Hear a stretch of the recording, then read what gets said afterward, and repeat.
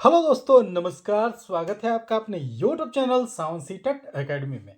दोस्तों देखिए, पढ़ाई तो बोरिंग होती है, ये मानना पड़ेगा। बोरिंग होती है, मगर उसको इंटरेस्टिंग बनाना पड़ता है। दोस्तों, अगर आपका एक मोटिव है, आपका एक लक्ष्य है, तो आप उसके पीछे भागेंगे और उसके हिसाब से पढ़ाई करेंगे तो आप बहुत आगे जाएंगे और आपका लक्ष्य आपको मिलेगा। तो दोस्तों, यही मोटिव लेकर, यही लक्ष्य लेकर आप वीडियो को अंत तक देखिए। और दोस्तों, हाथ जोड़ के आपसे एक विनती है कि अगर वीडियो आपको पसंद आता है तो हमारे चैनल को सब्सक्राइब जरूर करिएगा और बेल आइकन जरूर दबाइएगा। देखिए, ये हर शिक्षक भर्ती के लिए रामबाण, जिसको कहते हैं रामबाण किताब। तो दोस्तों, सीडीपी के हमने महत्वपूर्ण पॉइंट अभी तक पढ़ा और अब चौथे पॉइंट की तरफ बढ़ते हैं, जो कि अन्य क्रियात्मक शक्तियाँ, जिसको मोटर कैपेसिटीज बोलते हैं। ठीक, हम बच्चों की सहज क्रियाओं का उल्लेख संक्षिप्त कर चुके हैं। मतलब छोटे में, कम में आपको हम बच्चों के सहज क्रियाओं को बता चुके हैं। यहाँ हम उनकी अन्य क्रियात्मक शक्तियों के नाम मात्र ही व्यक्त करेंगे, क्योंकि आगे चलकर स्थल विशेष पर जमीनी स्तर से विकास का वर्णन किया जाएगा। क्योंकि मैं आपको अभी छोटी छोटी जानकारियाँ दे रहा हूँ, जो कि आगे जाकर वो हम और विवरण जो है उसका विशेष रूप से उसको हम जानेंगे। जिन विद्वान ने नवजात शिशु के व्यवहारों का अध्ययन किया है, उन्होंने उनमें और भी कई प्रतिक्रियाएं व्यक्त की हैं। तो जो जन्म के समय से ही उनमें सांस लेने, क्रंदन, चूसने, मलमूत्र त्याग करने की क्रियाएं देखी जाती हैं, किंतु कुछ जन्म के कुछ सेकंड बाद और कुछ घंटों बाद देखने में आती हैं।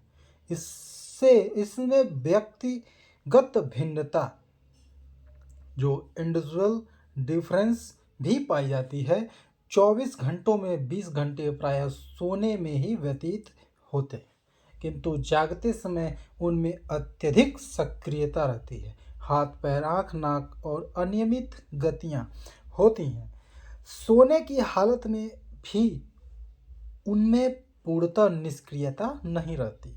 हाथ पैर का इधर उधर घुमाना या फैलाना तो बच्चों का साधारण व्यापार है, वो जो है हाथ पैर फैलाते रहते हैं। ठीक, 20 मिनट के बाद ही अधिकांश बच्चों में छींकना, अश्रुस्राव, जम्हाई लेना, माँ का दूध पीना, सर को घुमाना, अंगूठा चूसना आदि व्यापार देखने में आता है। इन दिनों के अंतर्गत मस्तक को इधर उधर संचालित करने, मुंह को भोजन के लिए खोलने, आँख को तरेरने और शरीर का कड़ा आदि क्रियाओं की शक्तियाँ देखी जाती हैं। यह ब्रायन तथा ब्लाटन के प्रयोग का आशय प्रकट कर देना अवश्य प्रतीत होता है। ब्लाटन ने जब 10 बच्चों के मुंह के बल सुला दिया तो देखने में आया उनमें उन्होंने 20 मिनट के अंदर ही अपने मस्तक को उठा लिया। ब्लाटन के बच्चे उसकी गोद में अपने सिर को कुछ सेकंड तक उठा सकने में समर्थ हुए। इस काल में शिशुओं के हाथ पैर को पकड़ने पर उनमें चलने की क्रिया भी देखने में आती है, किंतु ऐसा बहुत ही कम होता है। प्रायः उपयुक्त क्रियात्मक योग्यता ही 2 सप्ताहों तक बच्चे से पाई जाती है या बच्चे में पाई जाती है, किंतु हमें यह नहीं भूलना होगा कि किसी कारणवश इनमें से कई क्रियाएं कुछ शिशु विशेषों में प्रारंभ में भी नहीं पाई जा सकती हैं। ठीक है, तो दोस्तों, हमने इस पॉइंट को पढ़ा। अब अगले पॉइंट पे आते हैं, जिस पॉइंट का नाम है ज्ञानात्मक विकास। नवजात शिशु का ज्ञानात्मक क्षमता और उल्लेख पहले से किया जा चुका है, इसलिए हम विभिन्न ज्ञानात्मक शक्तियों को क्रमिक विकास के उल्लेख के जन्म से 2 सप्ताह के बाद करेंगे, क्योंकि 2 सप्ताह तक उनकी शक्तियों का उल्लेख उसी के अंतर्गत हो चुका है। अब दृष्टि ज्ञान के विकास वर्णन के लिए हम लोगों को यह ध्यान में रखना आवश्यक है कि देखने की दूसरी अवस्था वह है जिसमें बच्चा अपनी आँख को चमकीले पदार्थ पर स्थिर करता है, किंतु यह अवस्था कितने दिनों में आती है, इस पर मनोवैज्ञानिक में मतभेद है। पेरेज का कहना है कि किसी प्रकाशमय पदार्थ पर 3-4 मिनट तक शिशु का 1 महीना की अवस्था में करते पाया गया, किंतु दूसरे में यही व्यापार 5वें सप्ताह में देखा गया। ऐसे में बच्चों का भी उल्लेख मिलता है जिनमें यह शक्ति 2 महीने की अवस्था में भी नहीं देखी गई। रेहलमन का कहना है कि बच्चा 5वें सप्ताह के अंत में पदार्थों की अपनी दृष्टि लगा देता है, किंतु सिगमंड फ्रायड के अनुसार शिशु 3 महीने के मध्य किसी वस्तु पर ध्यानपूर्वक देखने लगता है। इन विरोधी निरीक्षणात्मक परिणामों को ध्यान में रखकर फ्रेडरिक ट्रोसी का निष्कर्ष है कि यह योग्यता सामान्य बच्चों में 4-5 सप्ताह के लगभग हो जाती है। दृष्टि ज्ञान की तीसरी अवस्था में बच्चा चंचल चमकीले पदार्थ का पीछा करने लगता है, किंतु यदि उसकी चंचलता में अत्यधिक तीव्रता आती है तो उसका पीछा करने में समर्थ नहीं होता। अन्वेषकों ने बच्चे में यह व्यापार 5 से 7 सप्ताह में देखा है। गंजमर के बच्चों ने चंचल चीजों का पीछा भी आंखों द्वारा किया, इसलिए उसका विश्वास है कि बच्चे गत्यात्मक चीजों पर अपनी दृष्टि इस अवस्था में लगाने में समर्थ होते हैं, परंतु कालमन ने एक 8 वर्ष की लड़की पर इस योग्यता को नहीं पाया, किंतु ऐसा किसी असामान्यता के कारण ही संभव है। चौथी अवस्था में शिशु किसी निश्चित दिशा की ओर अपनी दृष्टि में समर्थन होता है। यह योग्यता 3 से 5 महीने तक आ जाती है। ट्रेसी ने अपने साइकोलॉजी ऑफ चाइल्डहुड में एक 10 सप्ताह की लड़की का उल्लेख किया है जो पुकारे जाने पर अपनी आंखें फेरती पाई गई। उसी ओर ये अपनी आंखें फेरती थी। इसी तरह एक 12 सप्ताह के बच्चे ने शब्द सुनकर उसी ओर नज़र फेरकर आदमी को देखकर अपनी दृष्टि को स्थिर कर लिया। एक बच्चा 14 सप्ताह से घड़ी के दोलक पर दृष्टिपात करते पाया गया। 19वें सप्ताह में एक बच्चे को उड़ती हुई चिड़िया को देखते हुए पाया गया तथा 5 महीने की अवस्था में वो उस चिड़िया को निश्चित रूप से देख सका। नवजात शिशु में दूरस्थ पदार्थ देखने की योग्यता नहीं होती, किंतु 1 महीने 5 दिन की उम्र में जो है डायमंड के शिशु अपने से दूर स्थित पदार्थ को समझकर उसे लेने को हाथ बढ़ाए, किंतु अन्वेषकों का विश्वास है कि बच्चे को दूरी का ज्ञान 2 महीने की अवस्था में होता है, किंतु बहुसंख्यकों को ऐसा दृष्टिकोण है कि 5 महीने की उम्र में बच्चा दूरी को समझने लगता है। फिर भी इस दिशा में जितने और भी प्रयोग हुए हैं उनमें से स्पष्ट है कि 1-2 वर्ष की अवस्था में कुछ बच्चे दूरी ज्ञान को गलती करते हैं, किंतु एक 7 महीने की बालिका के निरीक्षण पर ऐसा प्रतीत हुआ कि निकट और दूर अर्थ समझती थी। सर्वप्रथम बच्चों में रंग भेद का ज्ञान नहीं रहता, किंतु इसकी योग्यता क्रमशः विकसित होती है। यूं तो जैसा कि पहले कहा जा चुका है कि जन्म 3-4 दिन बाद ही बच्चे प्रकाश और अंधकार को समझने लगते हैं। रंग विभिन्नता का परीक्षण 2 महीने से लेकर 2 वर्ष तक बच्चों में जो प्रयोग किए गए उनमें से चिन्हित होता है कि 3 महीने की अवस्था में बच्चों भूरे रंग को अंतर समझने लगते हैं। 2 वर्ष की अवस्था में 4 लाल रंगों को जानने लगते हैं, किंतु मनोवैज्ञानिक ने इस प्रयोग पर इस बात का साक्षी है कि इस अवस्था में सभी बच्चे रंग की भिन्नता को जानने में समर्थ नहीं होते। संभव यह है कि उनमें यह अभाव प्रयोग पद्धति विशेष का कारण पाया गया हो। फिर इस दिशा में पाठशाला के बच्चों पर प्रयोग विभिन्न मनोवैज्ञानिकों के द्वारा किए गए हैं। उनमें यह प्रमाणित होता है कि सभी बच्चों को विभिन्न रंगों का ज्ञान नहीं रहता, इसलिए इसका ज्ञान पाठशालीय जीवन स्कूल लाइफ में शिक्षा द्वारा करना आवश्यक है। यहाँ पर भी स्मरणीय है कि रंग विभिन्नता की योग्यता सामान्य बच्चों में क्रमशः विकसित होती है, रंगांध बच्चों में नहीं, किंतु ऐसे बच्चों की 2-4% ही होती है। यह भी व्यक्त कर देना अप्रासंगिक न होगा कि प्रारंभ में शिशु अपनी माँ को पहचानता है, तब पिता को।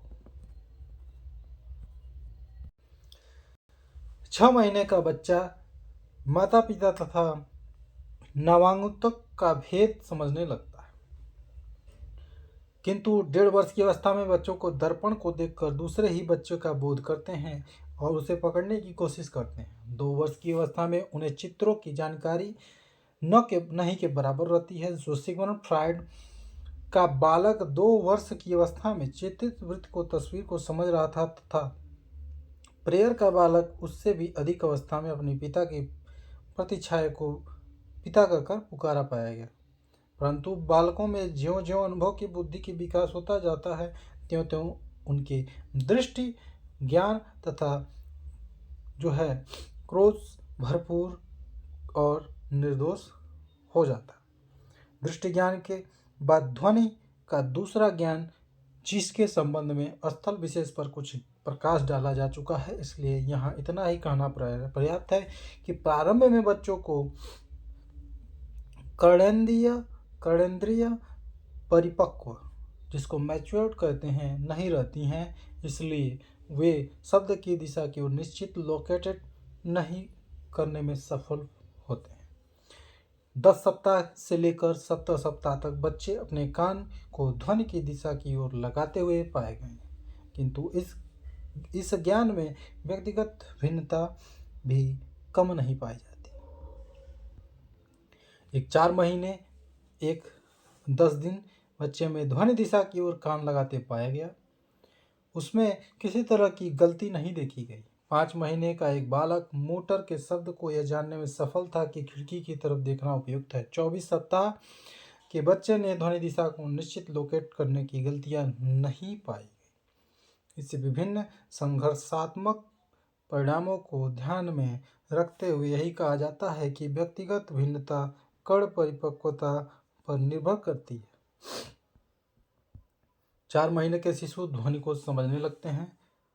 यूँ तो बच्चों में व्यक्तिगत भिन्नता पाई जाती है, किंतु 2 से 4 महीनों में वे नाद, टाइम्बर और स्वर टोन को समझने लगते हैं। तो यह कह सकते हैं कि 4 महीने होते होते बच्चे शब्द के अर्थ को समझने के लायक हो जाते हैं। एक 16 दिन का बच्चा माता की पुचकार पर रोना बंद कर देता था और 2 महीने की अवस्था में वह कुत्ते के भौंकने और डांटने का अर्थ समझ सका।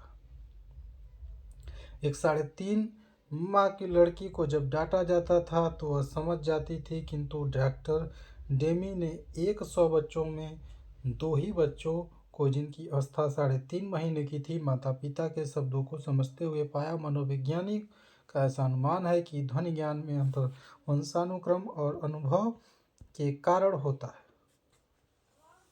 संगीत को समझने की शक्ति बच्चों में बहुत पहले से पाई जाती है, किंतु इसके लय को समझने की शक्ति बाद में आती है। एक ऐसे 5.5 महीने का बच्चा डॉक्टर ब्राउन को दृष्टिगोचर हुआ जो माता के गाने को प्रसन्नचित्त हो जाता था, चुप होने पर रोने लगता था, पियानो की ध्वनि से विहल कर देती थी।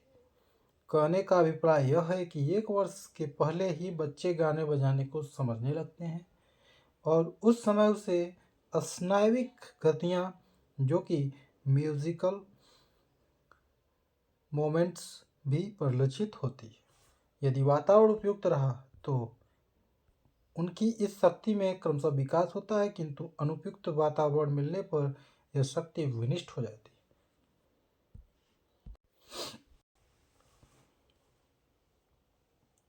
इसलिए माता पिता तथा शिक्षकों को ऐसा वातावरण उपस्थित करना आवश्यक है जिसमें बच्चों की शक्तियों का विकास सुचारू रूप से हो सके।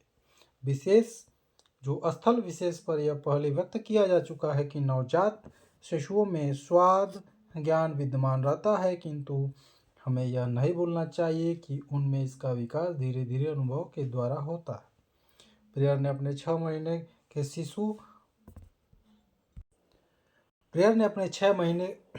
के शिशु को माँ का दूध रात में तिरस्कृत करते हुए देखा, क्योंकि दिन में उसे ऐसा दूध दिया जाता था जो कि माता के दूध से अधिक मीठा होता था। उसके बाद यह ज्ञान इतना विकसित हो गया कि 4-5 वर्ष की अवस्था में देख करके ही भोजन का स्वाद वह समझ जाता था। किंतु इस ज्ञान में भी व्यक्तिगत भिन्नता देखी जाती है। एक 6 महीने की लड़की जो दवा का रंग बदलकर पिलाया जा सका, किंतु एक 2.5 महीने की बच्ची अपने अस्वादिष्ट दूध होने के कारण उसे पीने से इनकार करती है। कहने का अभिप्राय यह है कि इस ज्ञान को विवृद्धि शिक्षा और अनुभव से होती है, किंतु यहाँ पर यह स्मरणीय है कि कुछ बच्चे मिट्टी, स्याही, खल्ली आदि खाने में अपनी अभिरुचि दिखलाते हैं। उफर एक 11 वर्षीय बालिका के संबंध व्यक्त करता है कि वह साबुन के गंदे पानी को पीने की शौकीन थी, किंतु बच्चों ने इस व्यापार को असामान्य ही समझना चाहिए और माता पिता तथा शिक्षकों को ऐसी आदतों से दूर करने के लिए समुचित उपाय करना चाहिए। गंध ज्ञान का संबंध स्वाद ज्ञान से बहुत ही घनिष्ठ है। हम सबसे पहले देख चुके हैं कि प्रारंभ में ही विभिन्न गंधों को क्योंकर प्रतिक्रिया करते हैं। दूसरे महीने में प्रारंभ में उनमें गंध भेद की योग्यता हो जाती है और 1 वर्ष के भीतर ही इसकी क्षमता अत्यधिक हो जाती है। इसलिए वे सुगंध को स्वीकार करते हैं और दुर्गंध को तिरस्कार करते हैं। लेकिन ऐसा प्रतीत होता है कि सयानों की अपेक्षा गंध की पहचान उनमें कम होती है, क्योंकि अभिरुचि गंध भी उन्हें सयानों की तरह प्रभावित नहीं करते हैं। उनमें गंध अभियोजन का व्यापार भी सयानों की अपेक्षा अधिक देखने में आता है और यही कारण है कि गंध निरंतरता उनकी गंध शक्ति को कुंठित सी हो जाती है। यद्यपि गंध की विवेचना करते समय समर्थ होता है, किंतु उचित इंद्रिय का व्यवहार जो कि क्षमता दूसरे वर्ष भी पूर्ण रूपेण परिलक्षित नहीं होती, क्योंकि बहुत से बच्चे सुगंधित पुष्पों को अपने मुंह में रखने का प्रयास करते हैं। क्रमशः अभ्यास के अनुभव के कारण उनकी यह शक्ति विकसित हो जाती है, किंतु हमें यह नहीं भूलना होगा कि गंध ज्ञान मनुष्यों की अपेक्षा जानवरों को अच्छा रहता है। त्वक ज्ञान का विकास क्रमिक होता है, जैसा कि हम पहले देख चुके हैं। बच्चों के विभिन्न अंगों में स्पर्श ज्ञान क्रमशः होता है। पहले जिह्वा, नासिका ग्रंथ तथा पपनी के अंश अधिक संवेदनशील रहते हैं।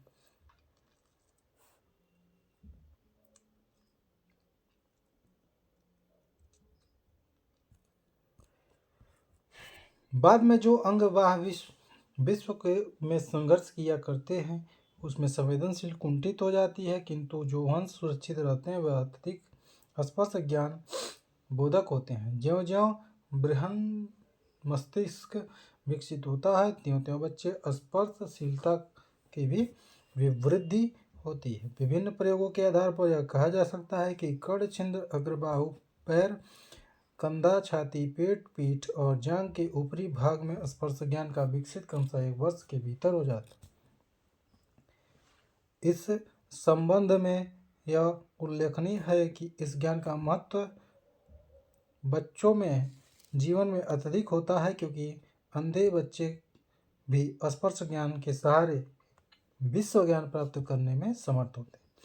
जहाँ तक शीतोष्ण ज्ञान का संबंध है, उसके विषय में यह कहा जा सकता है कि शिशु जीवन में उसके लिए जो क्षमता विद्यमान रहती है वही बार बार नहीं रहती, अपितु उनमें कुछ अंतर पड़ता है। जिह्वा और मुंह कोटर की शक्ति तो जीवन पर्यंत समान ही रहती है, किंतु अन्य भागों में उसकी क्षमता अभियोजित के कारण कुछ कम हो जाती है।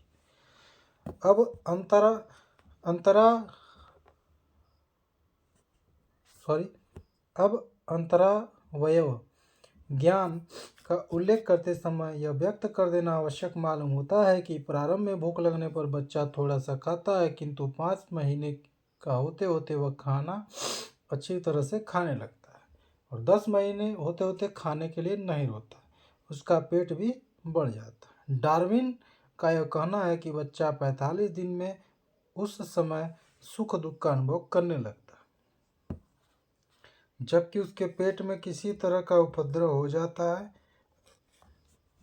वह अवस्था के कारण परिश्रांत हो जाता है। शिशु सयाने की अपेक्षा अत्यधिक थकावट को अनुभव करता है, इसलिए वह सोता है ताकि उसकी थकावट दूर हो। ठीक है, तो दोस्तों अभी तक हमने जो है सब पॉइंट को पढ़ लिया। ठीक है, 6 महीने के लगभग बच्चे किसी चीज़ को उठाने खींचने आदि का आनंद अनुभव कर लेते। जो हमने ऊपर पढ़ा है उसके बारे में ये जो है विस्तृत रूप से जल्दी बताया गया था। और अगर आपको ये वीडियो पसंद आ रहा हो तो दोस्तों आप हमारे चैनल को सब्सक्राइब जरूर करिएगा और वीडियो को लाइक जरूर करिएगा। दोस्तों अगले पॉइंट को हम कल पढ़ेंगे। मिलते हैं अगले वीडियो में, तब तक के लिए जय हिंद दोस्तों।